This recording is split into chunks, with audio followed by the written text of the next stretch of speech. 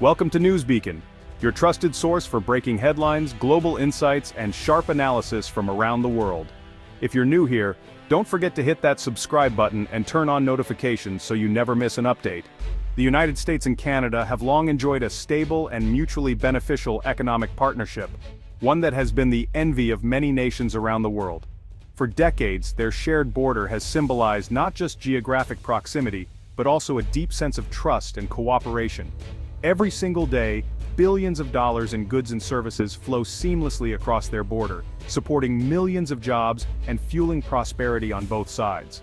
From automobiles and machinery to agricultural products and energy, the economic ties run deep and touch nearly every sector. But recently, a series of unexpected U.S. actions have sparked a level of friction rarely seen between these close allies. The headlines have shifted from stories of cooperation to reports of escalating tension and uncertainty. At the center of this growing tension are aggressive new tariffs imposed by the Trump administration on a range of Canadian products, including steel, aluminum, and other key exports. These measures have sent shockwaves through the business communities of both countries. The U.S. government claims these tariffs are necessary to protect American industries from unfair competition and to address long-standing trade imbalances. Supporters argue that such steps are vital for national security and the future of American manufacturing. For Canada, however, these tariffs feel like an economic attack from a trusted friend. They have disrupted established supply chains, threatened thousands of jobs, and created a climate of uncertainty for businesses large and small. Prime Minister Mark Carney's government is scrambling to respond, holding emergency meetings and working around the clock to push back against U.S. measures. Their goal is to shield Canadian workers and industries from the worst of the fallout, while also seeking diplomatic solutions.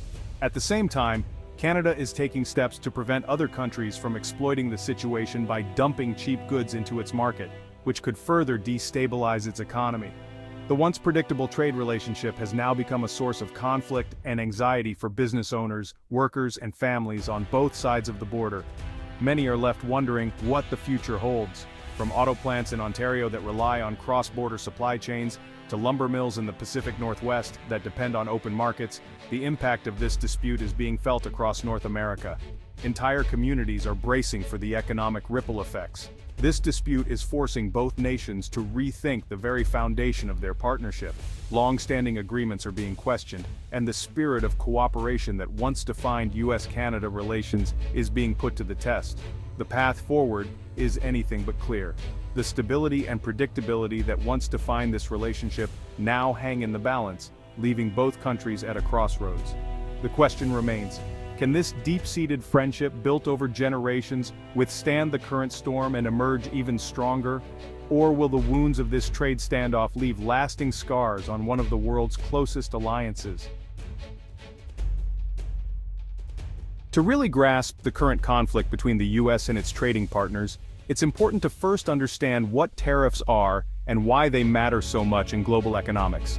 A tariff is essentially a tax that a government places on goods coming in from other countries. When these taxes are applied, imported products become more expensive for consumers and businesses. This price increase is designed to make foreign goods less attractive compared to products made locally, giving domestic industries a better chance to compete and grow. Governments have several reasons for imposing tariffs. Sometimes it's to protect key industries like steel or agriculture from foreign competition. Other times, tariffs are used to raise money for the government or as a bargaining chip in international trade negotiations, hoping to secure better deals or concessions from other countries. The Trump administration, for example, has argued that tariffs are a necessary tool to address America's trade deficit, the gap between what the U.S. imports and exports. They also claim tariffs can help revive American manufacturing, bringing back jobs that have been lost to overseas competition. However, tariffs are highly controversial. While they may help some industries, they often lead to higher prices for everyday goods, meaning American families and businesses end up paying more.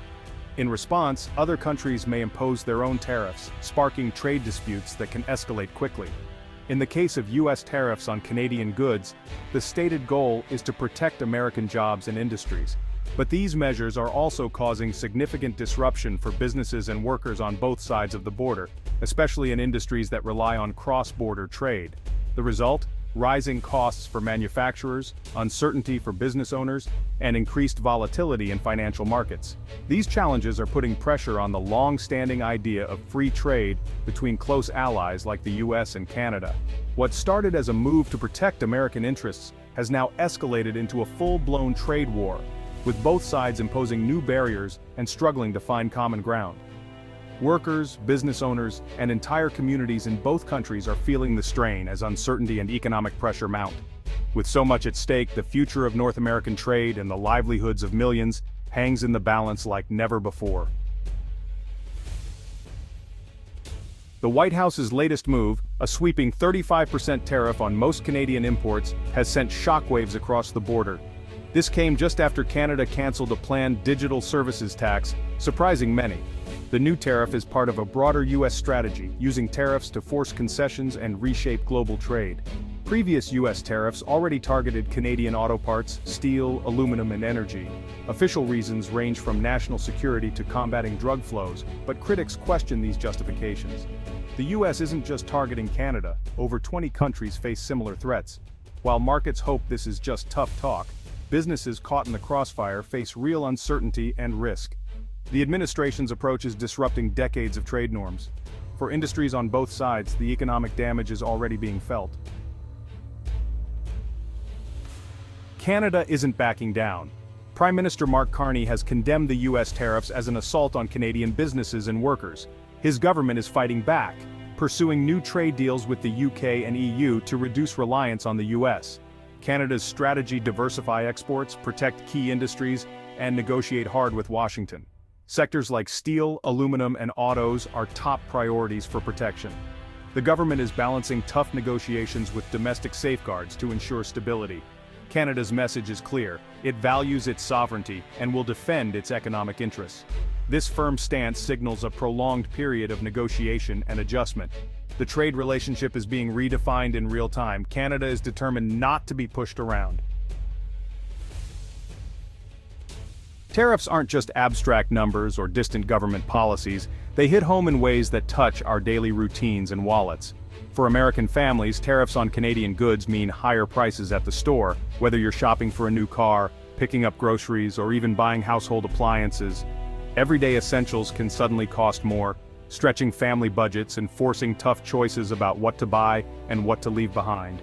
On the other side of the border, Canadian workers, especially those in export-dependent industries like steel and aluminum, face a different kind of pressure.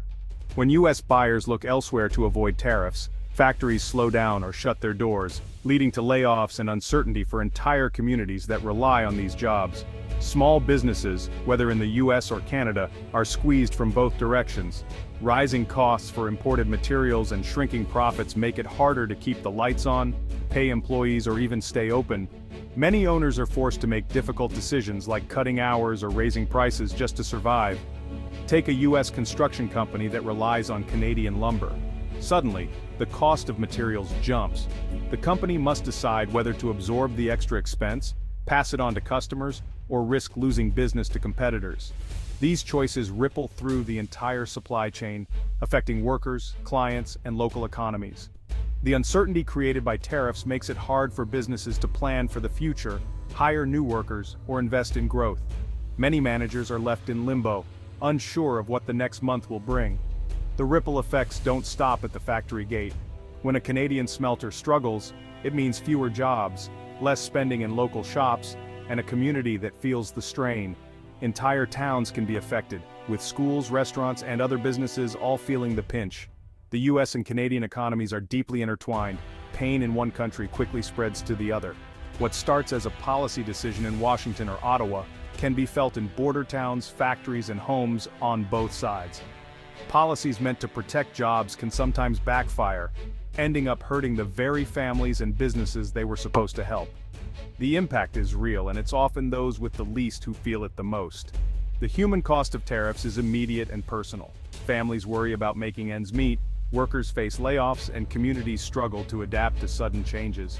Trade wars aren't just headlines or political talking points. They're felt in every paycheck, every trip to the store, and every family budget. The stakes are high, and the effects are personal, reminding us that global decisions have local consequences. Canada's response goes beyond U.S. tariffs. It's also about defending against global threats.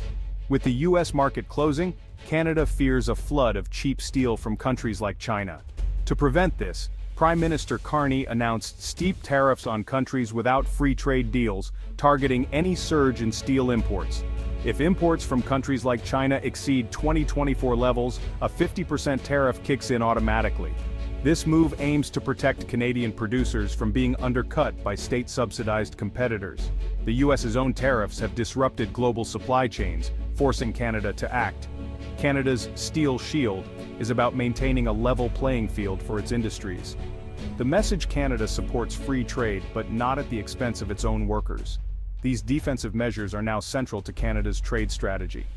Stability for Canadian businesses depends on it. Despite new protections, Canadian steelmakers remain anxious. The sheer volume of diverted steel from the U.S. market is overwhelming. Even with a 50% tariff, state-backed producers, especially from China, could still undercut Canadian companies.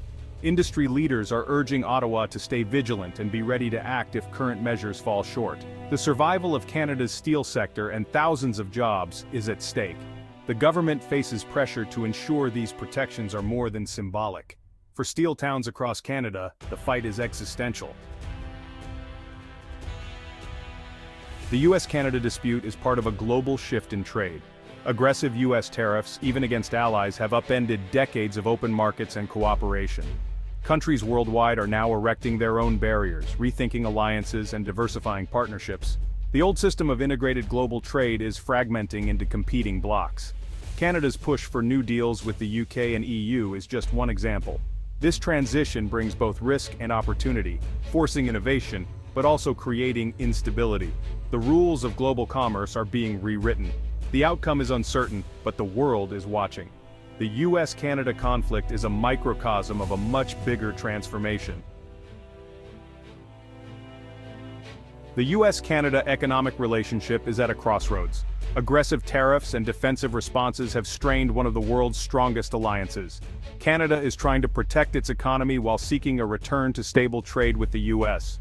The future depends on both sides finding common ground and rebuilding trust. Without compromise, North American integration is at risk. Businesses and citizens face ongoing uncertainty. Strong leadership and renewed cooperation are needed to restore prosperity. The hope that partnership, not conflict, will define the next chapter.